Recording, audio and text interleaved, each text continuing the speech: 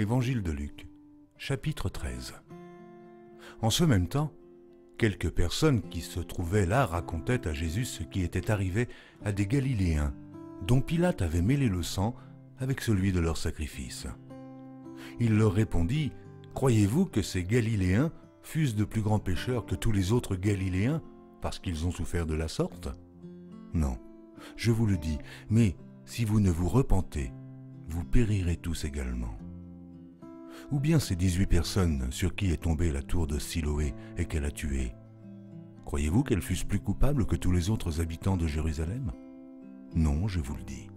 Mais si vous ne vous repentez, vous périrez tous également. » Il dit aussi cette parabole. Un homme avait un figuier planté dans sa vigne. Il vint pour y chercher du fruit, et il n'en trouva point.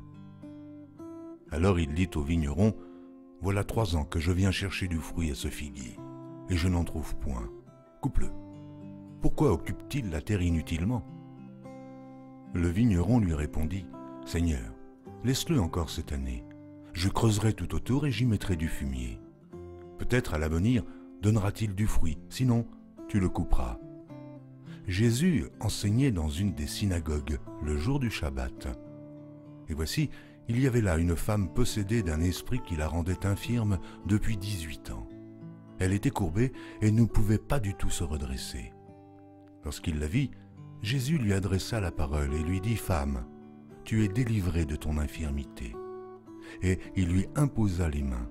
À l'instant, elle se redressa et glorifia Dieu. Mais le chef de la synagogue, indigné de ce que Jésus avait opéré cette guérison un jour de Shabbat, dit à la foule, « Il y a 6 jours pour travailler.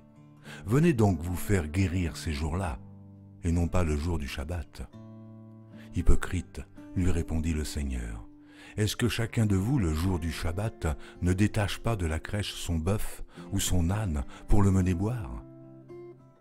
Et cette femme, qui est une fille d'Abraham et que Satan tenait liée depuis 18 ans, ne fallait-il pas la délivrer de cette chaîne le jour du Shabbat ?»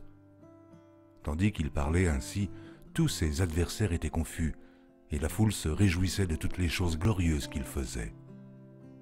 Il dit encore, « À quoi le royaume de Dieu est-il semblable? Et à quoi le comparerai-je? Il est semblable à un grain de sénévé qu'un homme a pris et jeté dans son jardin. Il pousse, devient un arbre, et les oiseaux du ciel habitent dans ses branches. » Il dit encore, « À quoi comparerai-je le royaume de Dieu? Il est semblable à du levain qu'une femme a pris et mis dans 3 mesures de farine pour faire lever toute la pâte. » Jésus traversait les villes et les villages, enseignant et faisant route vers Jérusalem. Quelqu'un lui dit, « Seigneur, n'y a-t-il que peu de gens qui soient sauvés ?» Il leur répondit, « Efforcez-vous d'entrer par la porte étroite, car je vous le dis, beaucoup chercheront à entrer et ne le pourront pas. Quand le maître de la maison se sera levé et aura fermé la porte, et que vous, étant dehors, vous commencerez à frapper à la porte en disant « Seigneur, Seigneur, ouvre-nous !» il vous répondra « Je ne sais d'où vous êtes. » Alors vous vous mettrez à dire « Nous avons mangé et bu devant toi, et tu as enseigné dans nos rues. » Et il répondra « Je vous le dis, je ne sais d'où vous êtes, retirez-vous de moi, vous tous ouvriers d'iniquité. » C'est là qu'il y aura des pleurs et des grincements de dents, quand vous verrez Abraham, Isaac et Jacob et tous les prophètes dans le royaume de Dieu et que vous serez jetés dehors.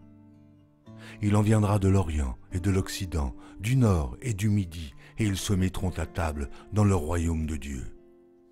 Et voici, il y en a des derniers qui seront les premiers, et des premiers qui seront les derniers. » Ce même jour, quelques pharisiens lui dirent, « Va-t'en, pars d'ici, car Hérode veut te tuer. » Il leur répondit, « Allez, et dites à ce renard, voici, je chasse les démons et je fais des guérisons aujourd'hui et demain, et le 3e jour, j'aurai fini.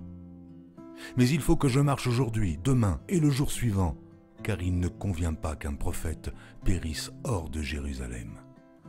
Jérusalem, Jérusalem, qui tue les prophètes et qui lapide ceux qui te sont envoyés. Combien de fois ai-je voulu rassembler tes enfants? comme une poule rassemble sa couvée sous ses ailes. Et vous ne l'avez pas voulu.